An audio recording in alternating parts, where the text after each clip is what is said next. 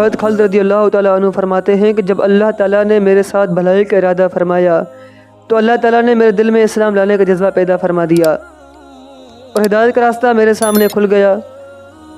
میں نے اپنے دل میں کہا کہ محمد صلی اللہ تعالیٰ علیہ وآلہ وسلم کے خلاف تمام لڑائیوں میں شریک ہوا ہوں، لیکن ہر لڑائی سے واپسی پر مجھے یہ خیال آیا تھا کہ میں یہ ساری بھاگ دوڑ میں فائدہ کر رہا ہوں اور یقیناً محمد صلی اللہ تعالیٰ علیہ وآلہ وسلم غالب ہو کر رہیں گے۔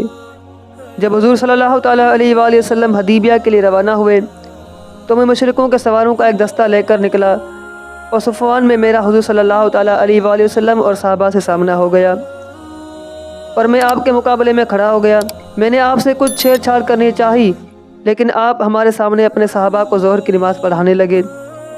ہم نے سوچا کہ ہم نماز کے دوران ہی آپ پر حملہ کر دیں، لیکن ہم کسی فیصلے تک نہ پہنچ سکے، اسی لیے ہم نے حملہ نہ کیا اور اسی میں ہماری خیر تھی۔ آپ کو ہمارے اس ارادے کا پتہ چل گیا، یعنی اللہ تعالیٰ نے آپ کو بتا دیا، چنانچہ آپ نے اپنے صحابہ کو عصر کی نماز صلاۃ الخوف کے طریقے پر پڑھائی۔ اس بات کا ہمارے دل میں بہت اثر پڑا اور میں نے اپنے دل میں سوچا کہ اس آدمی کی حفاظت کا مستقل نظام غیبی طور پر کیا گیا ہے۔ آپ ہم سے ایک طرف ہو گئے اور ہمارے گھوڑوں کا راستہ چھوڑ کر دائیں طرف چلے گئے۔ جب آپ نے حدیبیہ میں قریش سے صلح کر لی اور قریش نے آپ کو زبانی جمع خرچ سے واپس کر کے اپنی جان بچائی تو میں نے اپنے دل میں سوچا اب کون سی چیز باقی رہ گئی ہے، اب میں کہاں جاؤں؟ نجاشی کے پاس؟ نجاشی نے تو محمد صلی اللہ تعالیٰ علیہ وآلہ وسلم کی اتباع کر لی ہے اور ان کے صحابہ اس کے پاس امن سے رہ رہے ہیں۔ کیا میں ہرقل کے پاس چلا جاؤں تو مجھے اپنا دین چھوڑ کر نصرانیت یا یہودیت کو اختیار کرنا پڑے گا اور عجم میں رہنا پڑے گا، یا اپنے وطن میں باقی لوگوں کے ساتھ رہتا رہوں؟ میں اسی سوچ و بچار میں تھا کہ اچانک حضور صلی اللہ تعالیٰ علیہ وآلہ وسلم عمرے کی قضا کرنے کے لیے مکے میں تشریف لے آئے۔ میں مکے سے غائب ہو گیا اور آپ کی آمد پر میں حاضر نہیں ہوا، اور میرے بھائی ولید بن ولید بھی حضور صلی اللہ تعالیٰ علیہ وآلہ وسلم کے ساتھ اس عمرے میں مکہ آئے۔ انہوں نے مجھے بہت تلاش کیا لیکن کہیں نہ پایا، تو انہوں نے مجھے ایک خط لکھا جس میں اس نے یہ لکھا کہ حضور صلی اللہ علیہ وسلم آپ کو یاد کر رہے ہیں۔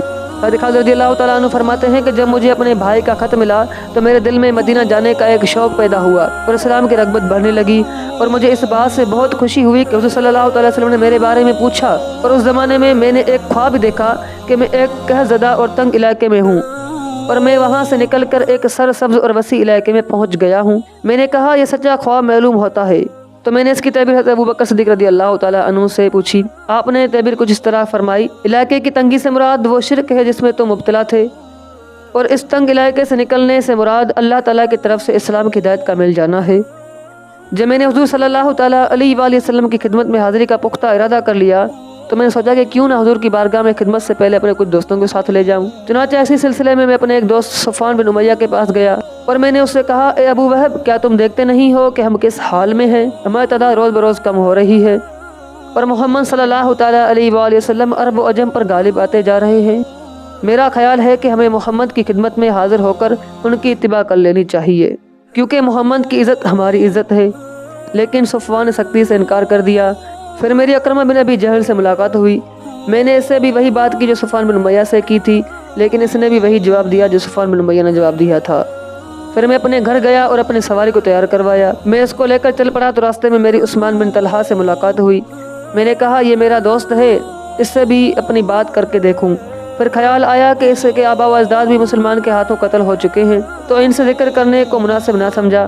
پھر یہ خیال آیا کہ ان سے ذکر کرنے میں کیا حرج ہے، میں تو اب جا ہی رہا ہوں۔ چنانچہ اسلام کے خلاف ہماری محنت کا جو نتیجہ نکل رہا ہے وہ میں نے اس کو بتایا، اور میں نے یہ بھی کہا کہ ہماری مثال اس لومڑی کی سی ہے جو کسی سوراخ میں گھس گئی ہو، تو اگر اس سوراخ میں ایک ڈول بھی پانی ڈال دیا جائے تو اس لومڑی کو نکلنا ہی پڑے گا۔ پہلے دونوں ساتھیوں سے میں نے جو بات کی تھی ایسی ہی میں نے اس سے بھی کی، وہ فوراً مان گئے۔ میں نے ان سے کہا میں تو آج ہی جانا چاہتا ہوں اور میری سواری بھی تیار ہے۔ تو ہم دونوں نے آپس میں مکہ سے باہر ملنے کو طے کیا اور ایک دوسرے سے کہا کہ جو سب سے پہلے پہنچے گا وہ دوسرے کا انتظار کرے گا۔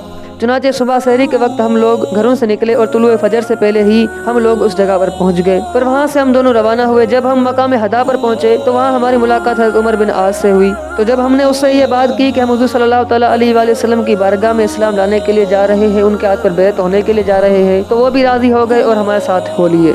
حضور صلی اللہ تعالیٰ علیہ وآلہ وسلم کو ہمارے آنے کی خبر ملی جس سے آپ بہت خوش ہوئے۔ میں نے اپنے صاف ستھرے کپڑے پہنے اور حضور صلی اللہ علیہ وسلم کی جانب چل پڑا۔ راستے میں میرے بھائی ملے، انہوں نے کہا جلدی کرو، حضور صلی اللہ تعالیٰ علیہ وسلم کو تمہاری خبر مل چکی ہے اور وہ تمہارے آنے سے خوش ہے اور وہ تم لوگوں کا انتظار کر رہے ہیں۔ ہم تیز چلنے لگے۔ جب میں نے آپ کو دور سے دیکھا تو آپ مجھے دیکھ کر مسکراتے رہے، یہاں تک کہ میں نے آپ کے قریب آ کر یا نبی کہہ کر سلام کیا۔ آپ نے کھلے ہوئے چہرے کے ساتھ سلام کا جواب دیا، پر میں نے کلمہ شہادت پڑھ کر اسلام قبول کیا اور حضور صلی اللہ علیہ وسلم کے ہاتھ پر بیعت ہو گیا۔ تو اس پر آپ صلی اللہ علیہ وسلم نے فرمایا، آگے آؤ، تمام تعریفیں اس اللہ کے لیے ہیں جس نے تم کو ہدایت دی۔ تمہاری عقل و سمجھ کو دیکھ کر مجھے یہی امید تھی کہ تمہیں خیر ہی کی توفیق ملے گی۔ میں نے عرض کیا، یا رسول اللہ صلی اللہ تعالیٰ علیہ وآلہ وسلم، میں جن لڑائیوں میں آپ کے مقابلے میں حق کے خلاف لڑا ہوں مجھے ان کا بہت خیال آ رہا ہے۔ آپ میرے لیے اللہ کی بارگاہ میں دعا کریں کہ وہ مجھے معاف کر دے۔ آپ نے فرمایا، اسلام اپنے سے پہلے تمام گناہ مٹا دیتا ہے۔ میں نے کہا، آپ اس کے باوجود میرے لیے دعا فرما دیں۔ آپ نے دعا فرمائی کہ اللہ کے راستے سے روکنے کے لیے خالد بن ولید نے جتنی بھی کوشش اور محنت کی ہے اسے معاف فرما دے۔ پھر حضرت عثمان اور حضرت عمر رضی اللہ تعالیٰ عنہما آگے بڑھ کر حضور صلی اللہ علیہ وسلم کے ہاتھ پر بیعت ہوئے، حضور کے آغوش میں شامل ہو گئے۔